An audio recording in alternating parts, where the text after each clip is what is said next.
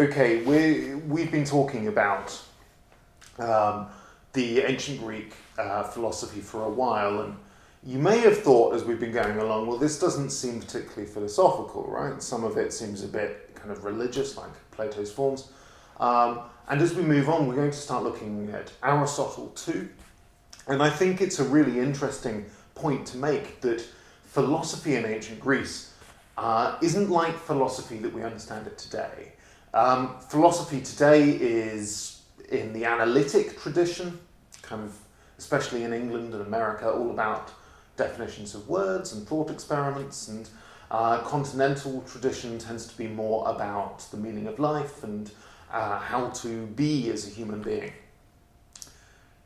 Ancient Greek philosophy contained all of that, and loads of other questions too. Philosophy was just a broad term for everything, from those philosophical questions to political philosophy to scientific questions like, what's the shape of the earth? Aristotle, by the way, thought it was round.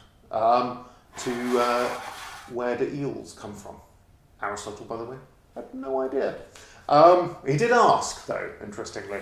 So I want to talk about something kind of more fundamental than all of those. One of the big fundamental questions in Athens, not just in Athens, in ancient Greece, that kind of has defined the way that human knowledge has evolved for the next 2,500 years. The thing I want to talk about is metaphysics. Metaphysics is the kind of the study of the way that things are, the fundamentals of reality. There are two metaphysical views that I want to look at. One is Aristotle's, and the other is Democritus's. So let's just start with Aristotle. Aristotle thought that everything has what he calls a telos, a thing towards which it is moving, a purpose. And ultimately the whole universe, he thought, was moving towards some final cause, some final purpose. Kind of Aristotle's abstract God. So a chair is for sitting on, an eye is for seeing, although it needs to be animated, and so on. That's Aristotle's idea, that everything has a telos. The other concept is Democritus's. And Democritus took a radically different view. He thought that the only thing that existed in the world were atoms. Atoms and void. Atoms moving and bumping into each other, and all of the things that we're used to, colours, shapes, the stuff of sense experience, the stuff we see around us, is a mere accident, a mere happenstance. You and me, nothing other than an accident. So the two views, the two metaphysical views are, on the one side, Aristotle's teleological metaphysics, the idea that everything has a purpose, and on the other side, Democritus's mechanistic metaphysics, the idea that things are just random and all we have fundamentally are cause and effect. With the advent, though, of the Christian church in about the 4th century AD onwards, they came to completely dominate intellectual thought.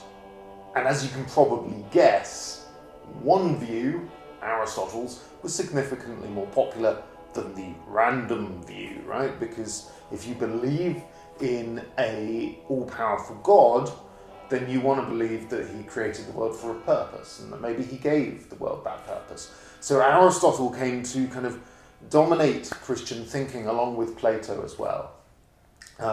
The great supporter of him would be probably Aquinas, who called Aristotle simply the philosopher and nothing else. We have so much of Aristotle's works, though certainly not all of them. We have almost nothing of Democritus's.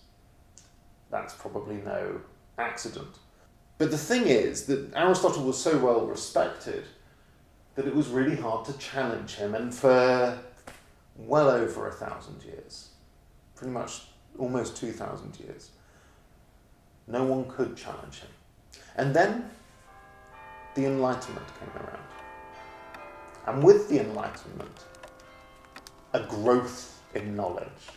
After the Middle Ages, or the Dark Ages, where nothing really changed in our knowledge as we all just blindly followed Aristotle down his teleological path, people started questioning the fundamentals. People like Galileo, who wanted to know whether really a heavier object falls faster than a light object, and he put it to a test. That was Aristotle's claim, by the way. The new scientific method looks a lot like Democritus's metaphysics, a belief only in randomness, in ordered, expected, regular chaos, chance, atoms just bumping into each other. With Democritus's metaphysics, the mechanistic metaphysics readopted, and Aristotle's teleological metaphysics less and less popular, the scientific age came to be. As Carlo Rovelli, the scientist and author, puts Democritus's view, he says, it's an immense vision, boundless, incredibly simple and incredibly powerful, one on which the knowledge of a civilization would later be built. That civilization is ours.